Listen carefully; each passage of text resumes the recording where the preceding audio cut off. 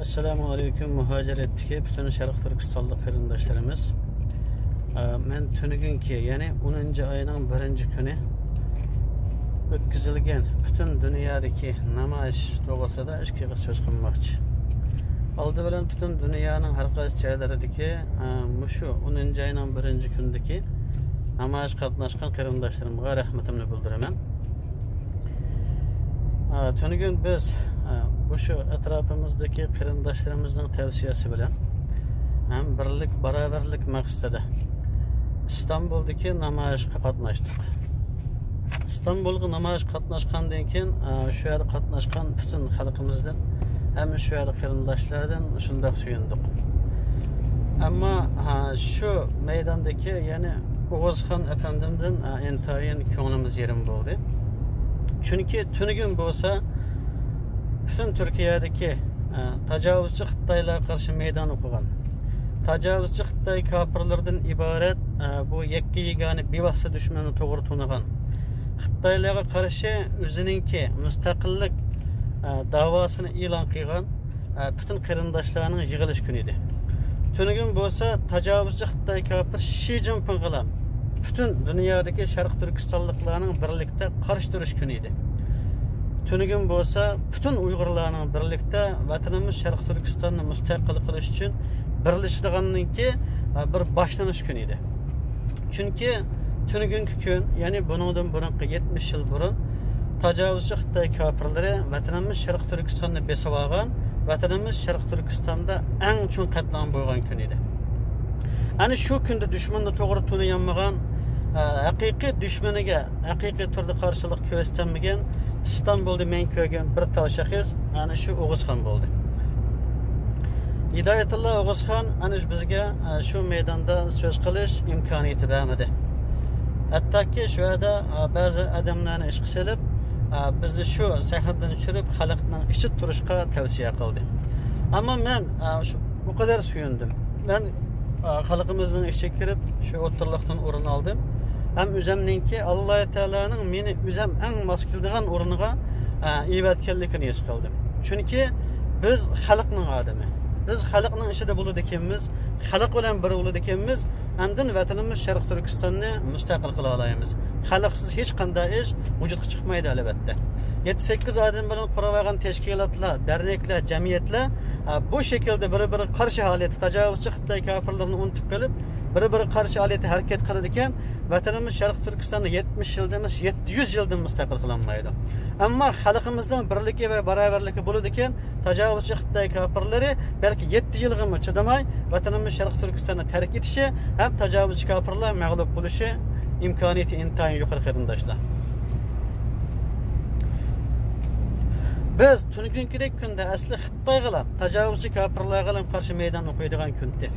Ama nima uchun Oğuzxon bizni o meydanda so'z qilish fursati bermadi?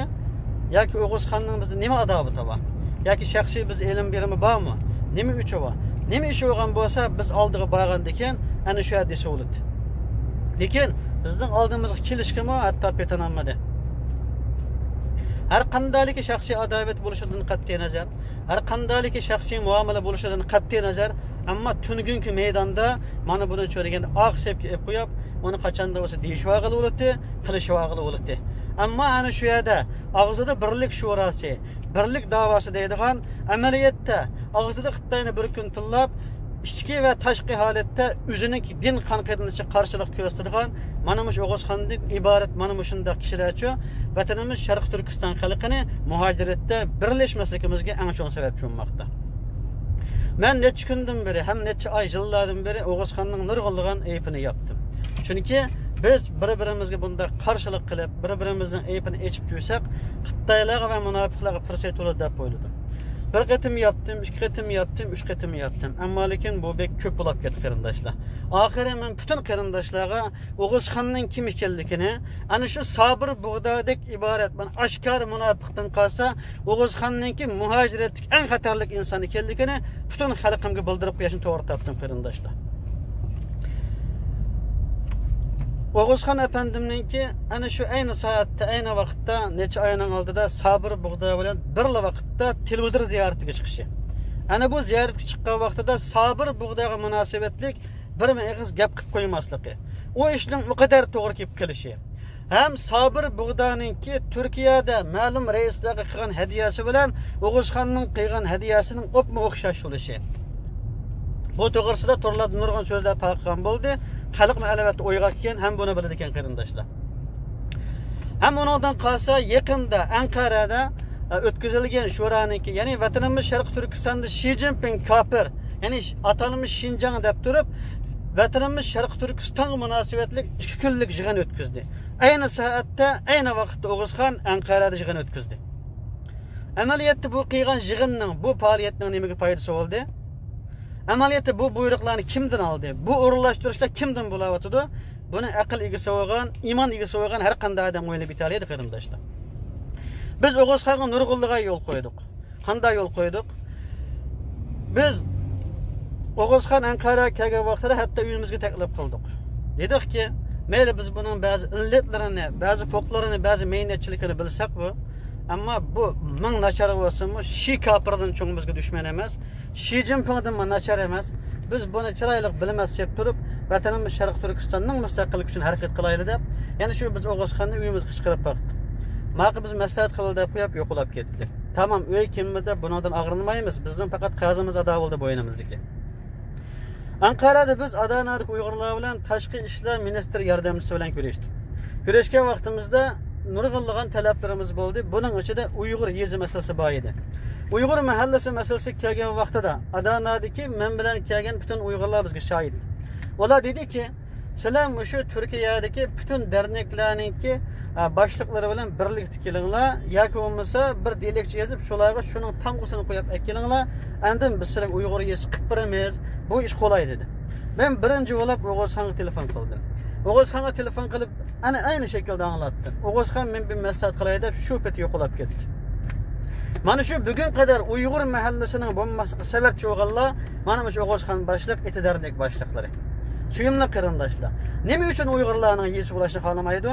Chunki Uyg'urlarning mahallasi ulab ketsa, bu muhojirat Uyg'urlar uy kirasidan, toksu kira degandek bandaq moddiy qiyinchilikdan qutulib ketsa, ya'ni Uyg'urlarningki chet elda qiyinchilikdan qutulsa, 10 guruchni kimga taqitadi? Pul xutini yetimning etini qo'llanib kimdan pul topadi?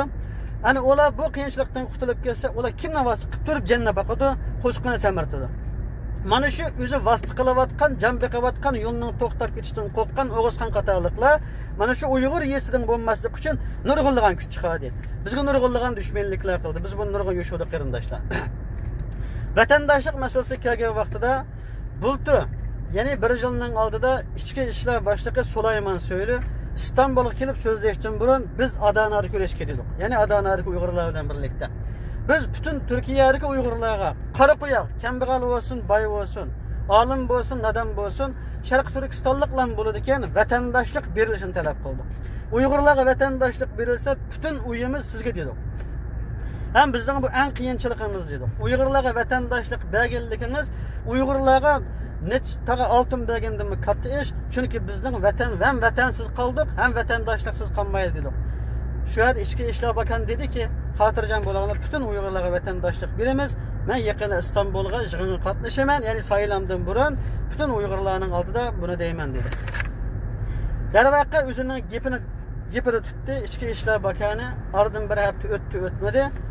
İstanbul'a kelip yığında bütün Uygurlara vatandaşlık berdiganligini, iqamet çıkmagan qarindoshlarning iqametini baldı aladiganligini, undan keyin vatandoshlikka boshqasi bo'ldiganligini 2 mingdan ko'p Uyg'ur ana shu naq maydonda angladi, ham buniga shohid bo'ldi.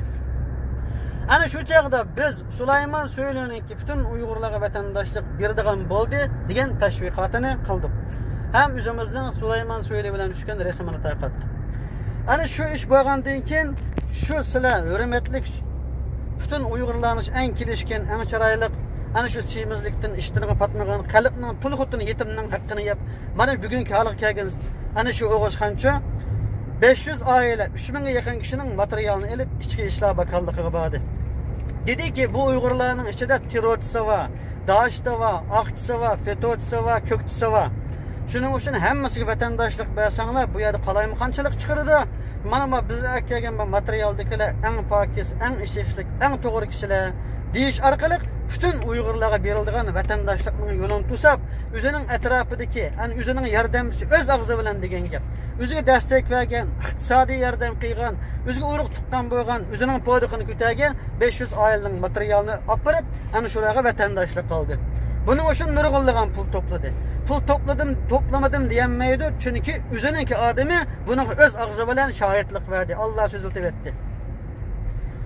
Suyumlu kırındaşlarımız, nime üçün bütün Uygurlarının vatandaşı olap geçirden korkaydı? Çünkü Türkiye'de nurgulluğun Uygurlar, bunu Avrupa, Amerika, bütün dünyadaki Uygurlar bilip gitti. Aşağılarının keyinde mağmıqallıqı, aşağılara destek vermegenliki, yaki bir hakikatini sözlep, şolaya kayıt sözü gellik için Türkiye'de türmelerde yattı. Göcedar yattı. Biz şu kırındaşlarını çıkarış için nurgulluğun yollarını mangan bulduk. Hani şu türmede yatkan hem türmeden çıkan kırındaşlar, bir aydın biri, hani şu aşının Oğuz Xan'ın bıqınıdaki aşının çapını götürüdüğün, mana biz İstiqlal TV'de özümüzge destek vergen, uruq tuqqan dostlarımızga vatandaşlık aldık degan öz ağzı bilen şahitlik var kırındaşlar. Hani şu haber taqıgandan keyin, hani şu Oğuz Xan qaslab, qarı çaplap, terörçi, aqçı, kökçü deb sultib etken balla chidayanmay vicdanı qaydab turib, bütün tor internetlerde sözüldi. Hatta ki hani şu vatandaşlık için pul ağıllıqı, nurgulluğun pulları ben vatandaşlık alanmagan kırındaşlarımı tor internetlerge gap qıygan boldu. Şu kırındaşlarının hemmini münafık çıkarıp etti. Hemmisini hataga çıkarıp etti. Mellam toğra, mellanmak dedi. Hakikat kırındaşlar, men yuşu sağlımı, men küm sağlımı bu nurlanıp çıkıdı. Hani bugünkidek mana muşundaq vakitte suyumlu kırındaşlarımız qaraydigan bolsak, hani şu meydanda bizninki tajavuzchi Xitoy kafirlariga qarshi bütün ümmetini, bütün Sharq Türkiston xalqini, bütün insoniyatni birlikka chaqirishimizdan qo'rqdi. Hem bütün Sharq Türkiston xalqini 70